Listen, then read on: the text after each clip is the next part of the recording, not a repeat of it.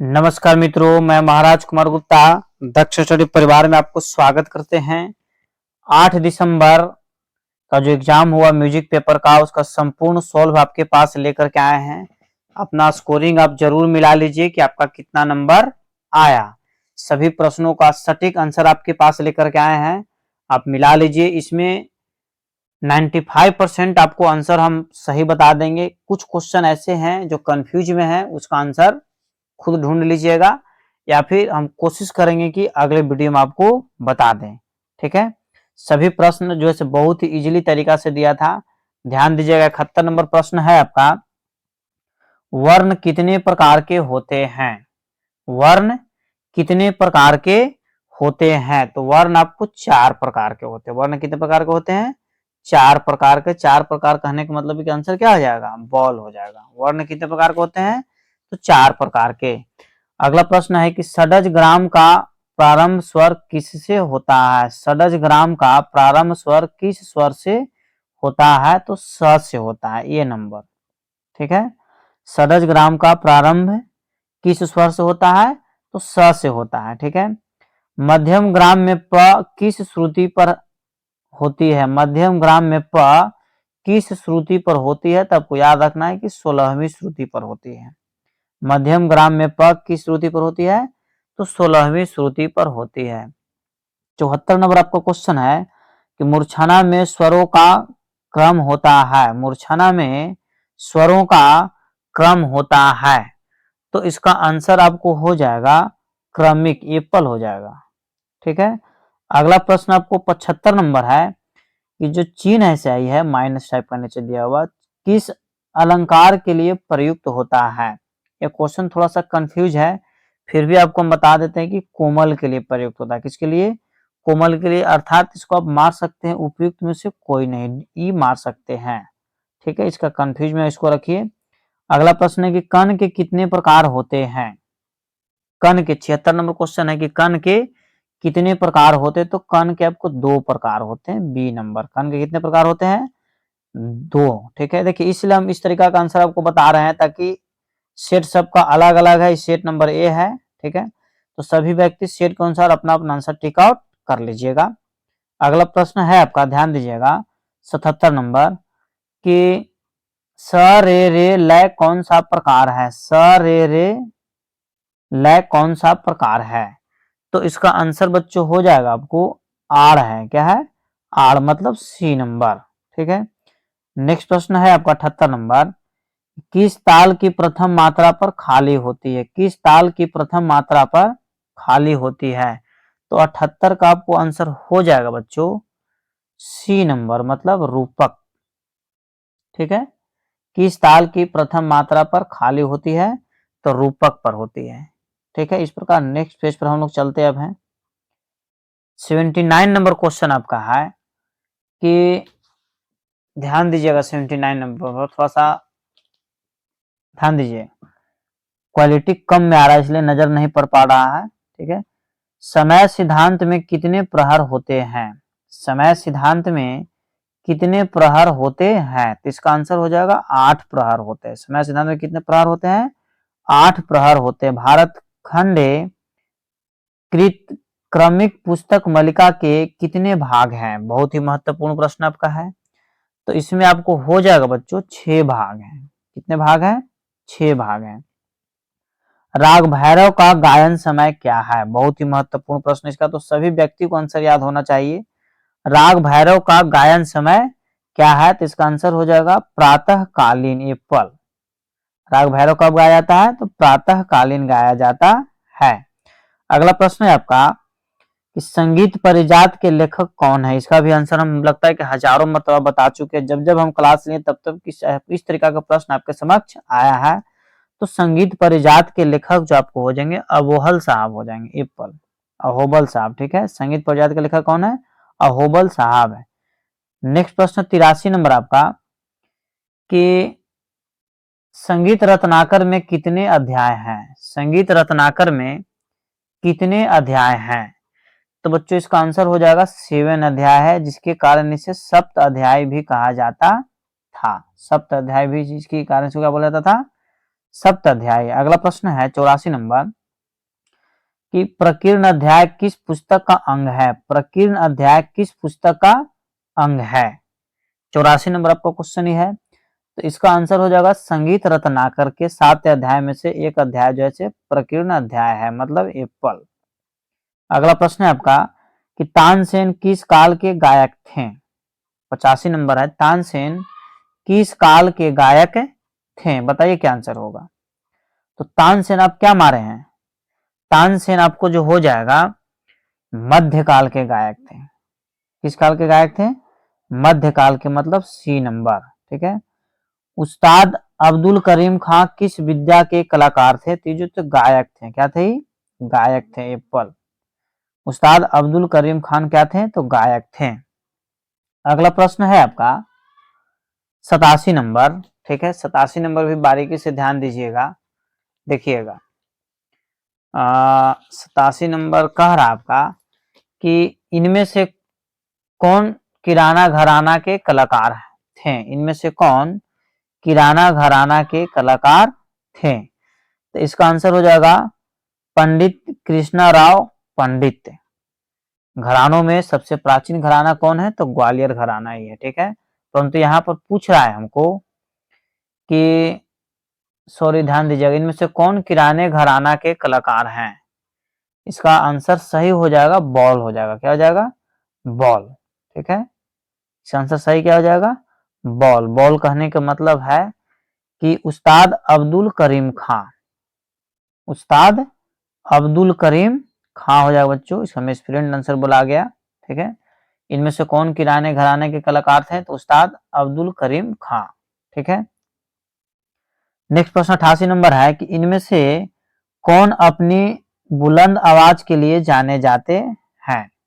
88 number प्रश्न आपका है, इनमें से कौन अपने बुलंद आवाज के लिए जाने जाते हैं? तो फैयाज खां गायक हैं। ठीक है, अगला प्रश्न है कि इनमें से कौन बांसुरी वादक हैं? इसका भी आंसर आपको डायरेक्ट वे में याद होना चाहिए। तो पंडित पन्नालाल घोष क्या बजाते हैं? तो बांसुरी बजाते हैं। ठीक है, पंडित पन्नालाल घोष क्या बजाते हैं? तो बांसुरी बजाते हैं। 88 का आपका एप्पल आंसर है और 89 का आपका बॉल आंसर है। धमार का गायन किस मौसम में होता है? धमार का गायन किस मौसम में होता है? तो धमार जो है धर धूम कौन मौसम में मचाते हैं? तो होली में मचाते हैं। धमार कब यूज किया जाता है? तो होली में। धमार का गायन किस समय में होता है? तो होली में धर धूम मचा के गाना लोग आता है। ऐसे भी याद रख सकते हैं आप। 91 नंबर देखिए, 91 नंबर आपको कह रहा है कि अति द्रुत लय में गाई जाने वाली विद्या है। अति द्रुत लय में गाई जाने वाली विद्या है, तो इसका आंसर हो जाएगा तराना। सी नंबर क्या हो जाएगा? तराना। ठीक है, 91 पर से 92 नंबर आपका प्रश्न है कि सा रे ग म प किस राग के स्वर हैं? सा रे ग म प किस राग के स्वर हैं? तो 92 का आपको आंसर हो जाएगा भैरवी राग के हैं। बॉल किस राग के हैं? भैरवी राग के। 93 नंबर प्रश्न है आपका कि ग म ग स किस राग के स्वर हैं? ग म ग स किस राग के स्वर हैं? तो 93 का आपको हो जाएगा आपको भैरव, विहाग, सारंग, या फिर इसमें से ध्यान दीजिएगा। इसका आंसर थोड़ा सा कंफ्यूज में है, ऐसे इसको आप बी टिक और कर सकते हैं विहाग का। ठीक है, परंतु इसका आंसर आप थोड़ा सा चेक कर लीजिएगा। ठीक है, अगला प्रश्न है आपका कि म प ध प किस राग के स्वर हैं? म प ध प किस राग के स्वर हैं? तो इसका आंसर आपको हो जाएगा केदार के हैं। किसका है? केदार के एप्पल। ठीक है, इस प्रकार अगला पेज पर हम लोग चलते हैं कि स्वरों के अवरोही क्रम को क्या कहते हैं। इसका तो क्वेश्चन में आंसर छुपा हुआ है। स्वरों के अवरोही क्रम को क्या कहते हैं? तो अवरोह कहते हैं। बॉल हो जाएगा। क्या कहते हैं? अवरोह कहते हैं। अगला प्रश्न है आपका 96 नंबर कि राग के मुख्य स्वरों का समूह क्या कहलाता है? राग के ध्यान दीजिएगा, राग के मुख्य स्वरों के समूह क्या कहलाता है? तो पकड़ कहलाता है। क्या कहलाता है? पकड़। सी नंबर हो जाएगा। निरर्थक शब्दों का प्रयोग होता है, 97 नंबर है कि निरर्थक शब्दों का प्रयोग होता है। तो निरर्थक शब्दों का प्रयोग आपको तराना में होता है। किसमें होता है? तराना में। अगला प्रश्न है बच्चों आपका, उस्ताद फयाज खां किस घराने के कलाकार थे? उस्ताद फयाज खां किस घराने के कलाकार थे? ठीक है, 99 नंबर पढ़ रहे हैं, 98 नंबर पढ़ते तुरंत है। उस्ताद फयाज खां किस घराने के कलाकार थे?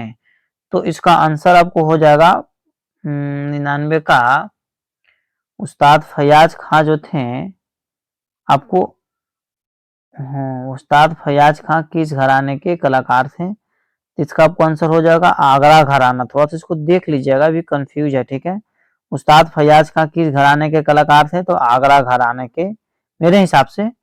अगला 98 नंबर देखिए, ग्वालियर घराने के कलाकार हैं। ग्वालियर घराने के कलाकार हैं तो पंडित कृष्णाराव पंडित। ग्वालियर घराने के कलाकार कौन है? तो पंडित कृष्णाराव पंडित। सबसे घरानों में सबसे प्राचीन घराना आपका यही था।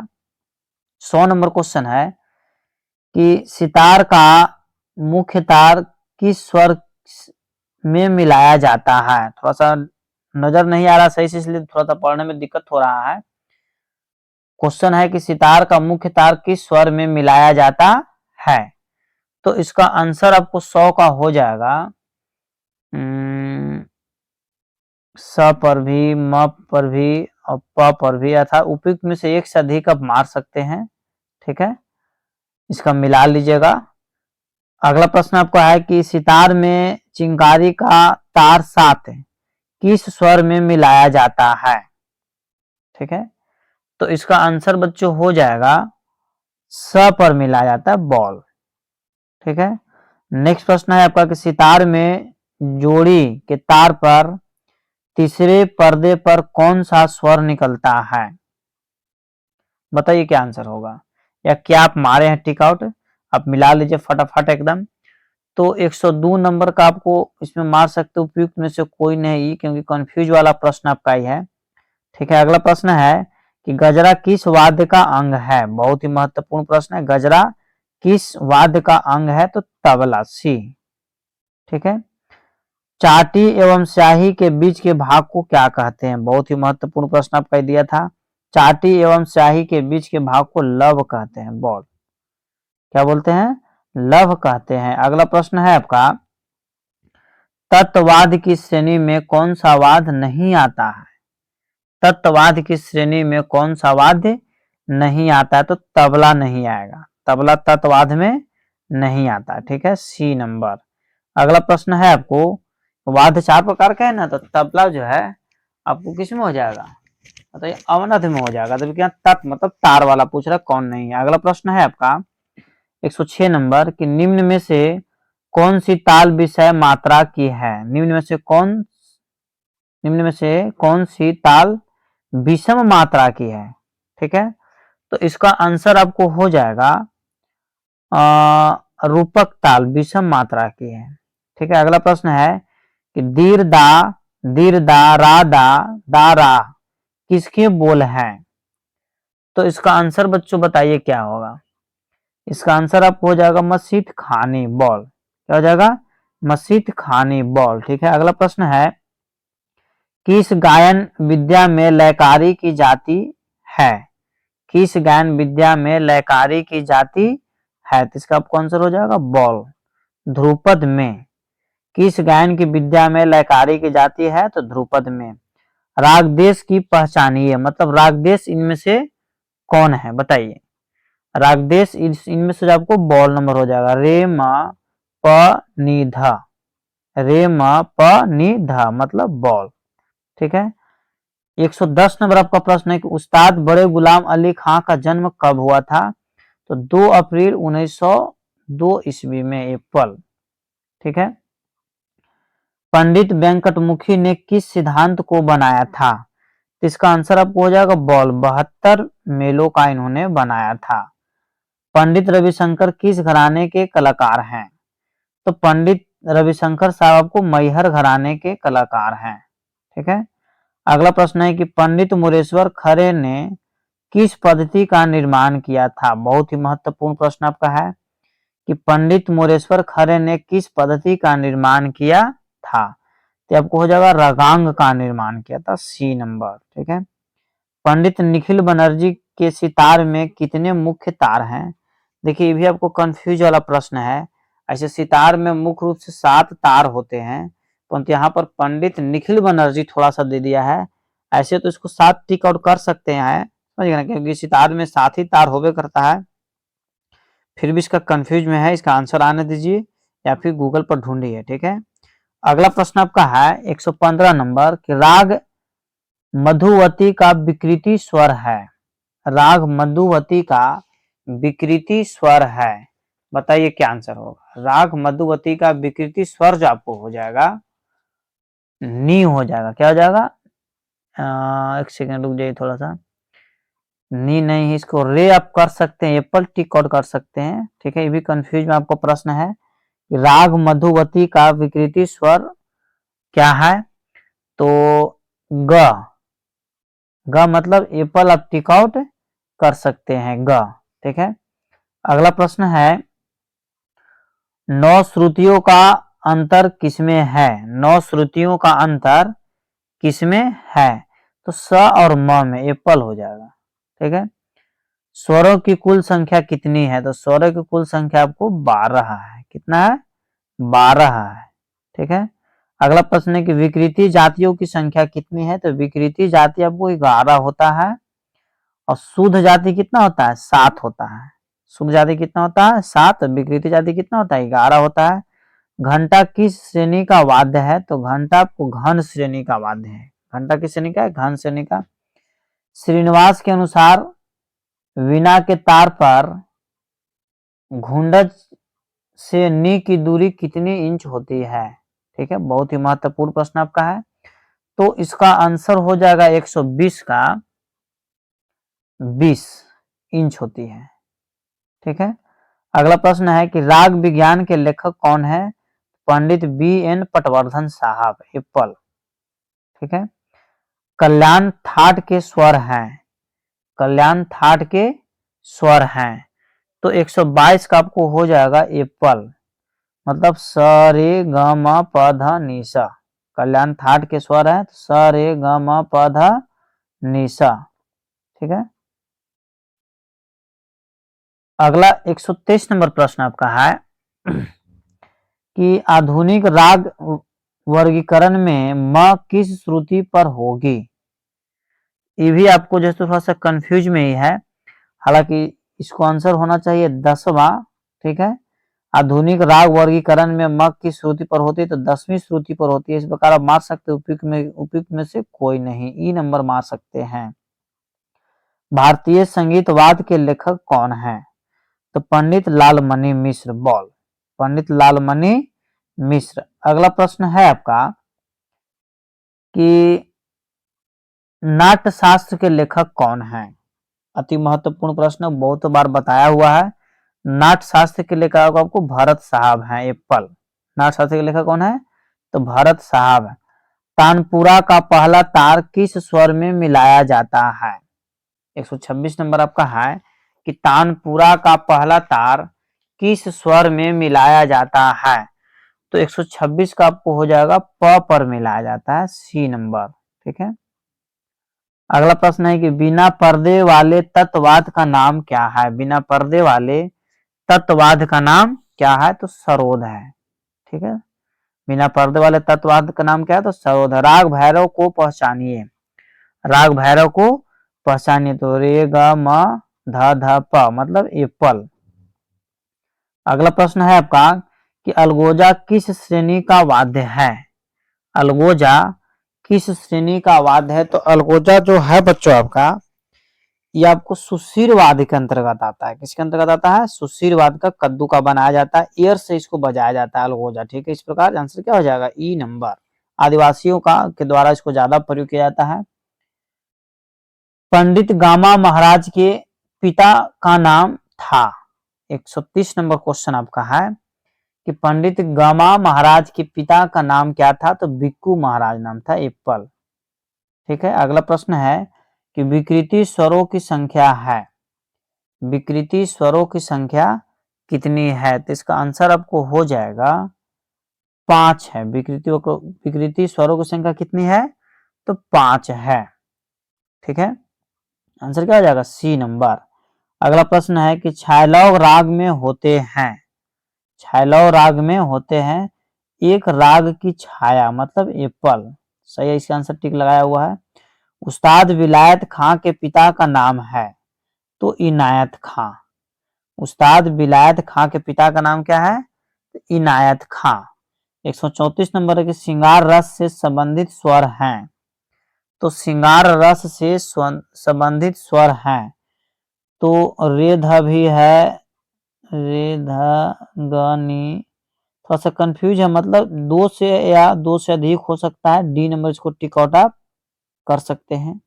अगला प्रश्न है कि उस्ताद अलाउद्दीन खां के शिष्य कौन नहीं थे, उस्ताद अलाउद्दीन खां के शिष्य कौन नहीं थे, तो ध्यान दीजिएगा, उस्ताद अली अकबर खां हाइये थे, उस्ताद विलायत खां हाइये थे। इस प्रकार आप टिक आउट एप्पल कर सकते हैं। Bridge Nath Singh, bridge Nath Singh. अगला क्वेश्चन है कि ट्रेम्बल क्लैप का चिन्ह है, ट्रेबल क्लैप का चिन्ह है, तो एप्पल इसका आंसर क्या है, सही है। मेजर टोन कौन सा है, तो 9/8 को क्या बोलते हैं, मेजर टोन बोलते हैं। टिम्बर किससे संबंध है, टिम्बर किससे संबंध है। ठीक है, तो यह ध्वनि को पहचानने के लिए यूज किया जाता है टिम्बर को, मतलब जाति भी है और रचना भी है, गुण भी है। इस प्रकार इसको हम टिक आउट कर सकते हैं। डॉग मतलब किसी ध्वनि को पहचानने के लिए जाति की भी जरूरत है, गुण की भी जरूरत है, रचना की भी जरूरत है। इस प्रकार हम क्या टिक आउट कर सकते हैं, डॉग। उपयुक्त में से एक से अधिक। 39 नंबर प्रश्न है कि मूर्छनाओं की संख्या कितनी है, तो 21 है। ठीक है, राग शब्द का प्रथम प्रयोग किस ग्रंथ में मिलता है, राग शब्द का प्रथम प्रयोग किस ग्रंथ में मिलता है, तो बृहदेशी में। मतंग साहब द्वारा लिखा गया लेखक ये क्या है, बृहदेशी। इसमें राग शब्द का प्रयोग सबसे पहले मिलता है। राग के लक्षणों की कुल संख्या कितनी है, तो 10 है। ठीक है, राग के लक्षणों की कुल संख्या कितनी है, तो 10 है। काकू कितने प्रकार के होते हैं, तो 6 प्रकार के होते हैं। काकू कितने प्रकार के होते हैं, 6 प्रकार के होते हैं। 42 के बाद आपका 43 नंबर क्वेश्चन पर ध्यान दीजिएगा कि 11वीं श्रुति का नाम क्या है। 22 श्रुति है जिसमें 11वीं श्रुति का नाम आपको बताना है।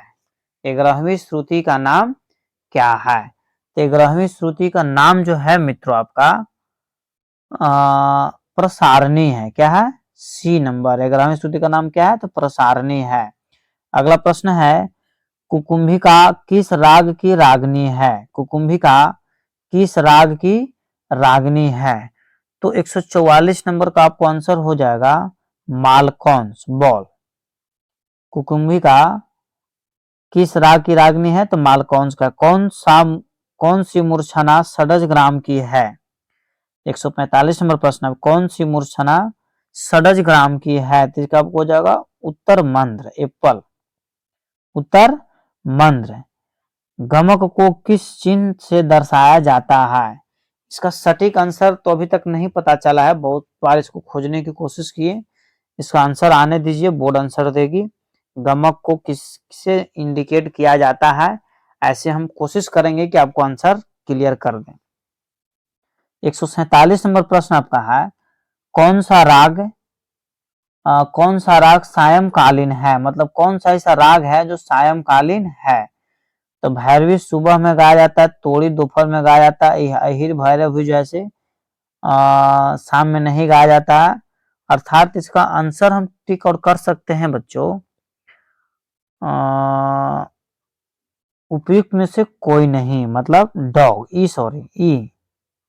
ठीक है, भीम पलासी में कौन सा स्वर विकृति है, भीम पलासी में कौन से स्वर विकृति है, तो 148 का आपको स रे म, ठीक है, तो इसका आंसर हो जाएगा स रे म। भीमपलासी में कौन सा स्वर विकृति है? तो उपयुक्त में से कोई नहीं, ई टिक आउट कर सकते हैं। ठीक है, उपयुक्त में से कोई नहीं। 149 का आपको क्वेश्चन बच्चों कि 10 राग की जाती है तो ऑडो संपूर्ण, 10 राग की जाती है तो ऑडो तथा संपूर्ण बॉल हो जाएगा। 150 लास्ट प्रश्न आपका है कि एक स्वर के दो रूप किस राग में मिलते हैं? तो देश में मिलते हैं, कैट। ठीक है, इस प्रकार म्यूजिक का सभी प्रश्नों का आंसर आपके समक्ष रख दिया गया, दे दिया गया। आप सभी बच्चे मिला लीजिए और आप हमारे साथ जुड़े हुए रहें। अब जो हम म्यूजिक का बच्चों क्लास लेंगे, प्रतिदिन क्लास लिया जाएगा, टॉपिक बाय टॉपिक बेसिकली लेंगे, ताकि एग्जाम में सभी प्रश्न के किसी भी प्रकार के प्रश्न आए उसको आप सॉल्यूशन कर करके आ जाइए। लगातार आप हमारे साथ जुड़े हुए रहिए। इस चैनल पर आपको प्रतिदिन मैथ्स भी डाले जाएंगे, ठीक है, रीजनिंग भी डाले जाएंगे और जीके जीएस भी डाला जाएगा और करंट अफेयर्स भी डाला जाएगा, ताकि आपको संपूर्ण तैयारी एक ही जगह से हम करवा दें। आप हमारे साथ जुड़े हुए रहें और आप हमको सपोर्ट कीजिए। चैनल को सब्सक्राइब जरूर कर लें और लाइक आप लोग जरूर क्या कीजिए, लाइक दीजिए और अपने लोगों को पढ़ने के लिए शेयर कीजिए। हम आपके साथ हैं, संपूर्ण तरीका से आपको मदद किया जाएगा। ठीक है, तब तक मिलते हैं किसी नेक्स्ट वीडियो में। जय हिंद, जय भारत।